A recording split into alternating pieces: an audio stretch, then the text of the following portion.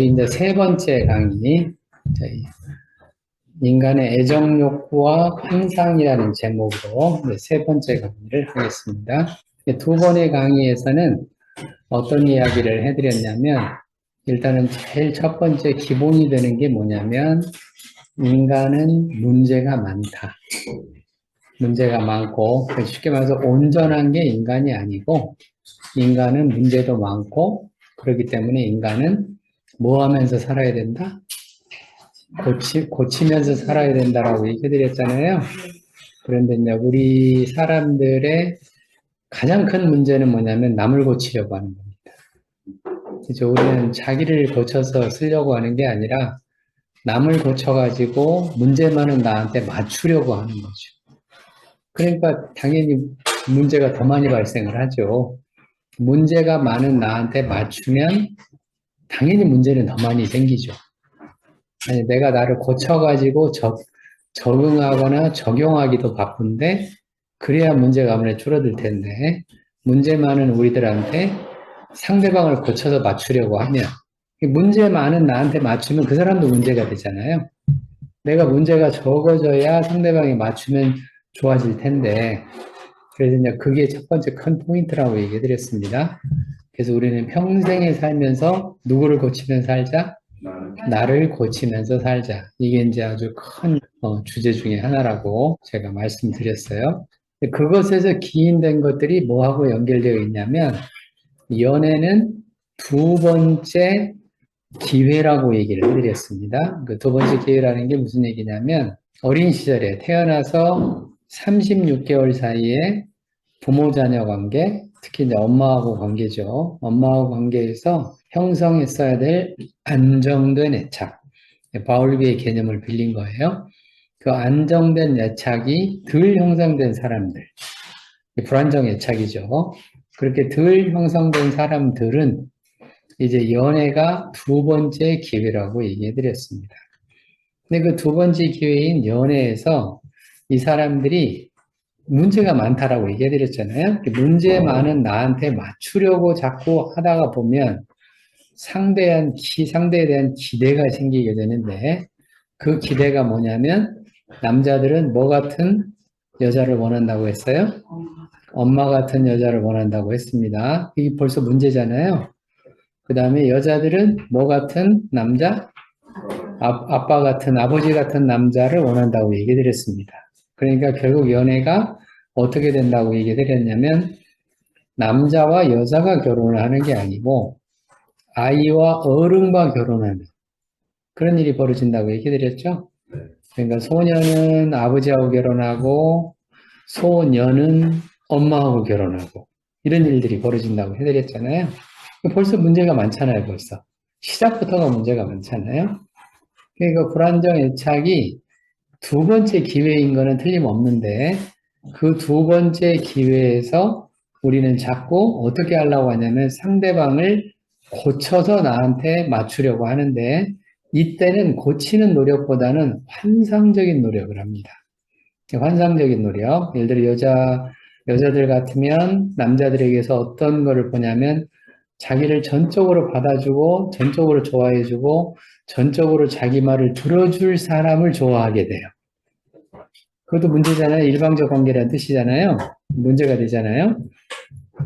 이런 식으로 이제 관계가 형성이 되니까 문제가 시작이 되는 거죠. 마찬가지로 남자들도 이제 어떤 여자를 원하냐면 자기 말을 잘 듣는 여자, 자기 마음대로 할 수 있는 여자, 이런 여자를 원하게 되잖아요. 그러니까 이제 시작부터 문제가 생기는 거죠. 그리고 이렇게 환상적인 노력들을 해서 그 환상, 아까 제가 제목이 애정욕과 환상이라고 얘기해 드렸잖아요. 그러니까 어린 시절에 불안정 애착이 커지면 커질수록, 쉽게 말해서 불안정 애착의 강도가 강하면 강할수록 환상의 강도도 세진다. 라고 하는 게 이제 이 연애할 때 생기는 그런 주제입니다. 이런 것들을 경계해야 된다고 얘기해 드렸어요. 그래서 우리는 이제 제가 어떤 얘기를 해드렸냐면, 일단 좋아하는 마음이 생기면 뭐를 써라? 머리를 써라. 제가 그래서 해드린 거예요. 이거를 자꾸 감정적인 것으로 자꾸 가기 시작을 하면 정서적 충족 쪽으로만 가려고 하면 문제가 벌써 이렇게 시작이 되니까 그러지 말고 좋아하는 마음이 생기면 일단 그 자체는 좋은 거라고 얘기 드렸잖아요. 그 자체는 좋은 거고 그 좋아하는 마음이 생기면 감정을 발달시키는 쪽으로 노력을 하지 말고 머리를 자꾸 써서 그래서 우리 조상들의 지혜라고 얘기 드렸죠. 눈을 어떻게 하라고요? 크게 떠라. 두 눈을 부릅뜨고 쳐다봐라. 그 얘기를 해드렸다고 얘기했잖아요. 근데 우리의 특징이 연애할 때는 눈을 거의 감고 연애를 하죠, 우리는. 연애할 때는 눈이 거의 감고 연애하잖아요. 그 결혼해서는 어떻게 해요? 눈을 부릅뜨고 관계를 하잖아요. 완전히 거꾸로 하는 거예요, 거꾸로. 우리 조상들의 지혜하고 다르게. 연애할 때는 눈 부릅뜨고 하고, 그 다음에 결혼해서는 한눈 감고, 결혼 생활하고, 이렇게 이제 조상들의 지혜는 얘기를 하는데 그게 상당히 맞는 말입니다. 그래서 일단 좋아하는 마음이 생기면 이렇게 눈을 크게 뜨고 연애는 언제나 실험이라는 거를 꼭 기억하셔야 돼요. 뭐라고요? 실험이에요.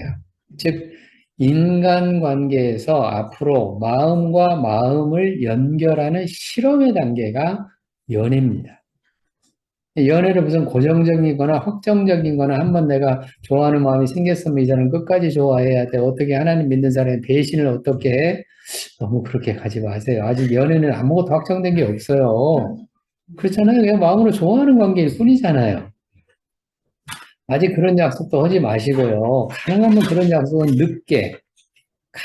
늦게 해라. 늦게 해도 늦지 않다. 그 늦게 해도 정말 늦지 않습니다.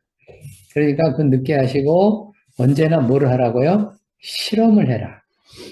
어떻게 실험하냐? 일부러 틱틱거려도 보고, 일부러 승질도 내보고, 일부러 약속도 어겨보고, 일부러 안 나타나기도 하시고. 오케이? 그런 게 다 밀당 주제인 거죠. 안 나타났을 때 저 사람이 어떤 행동을 하나? 내가 저 사람을 속을 긁었을 때 저 사람이 어떻게 반응을 하나? 등등등.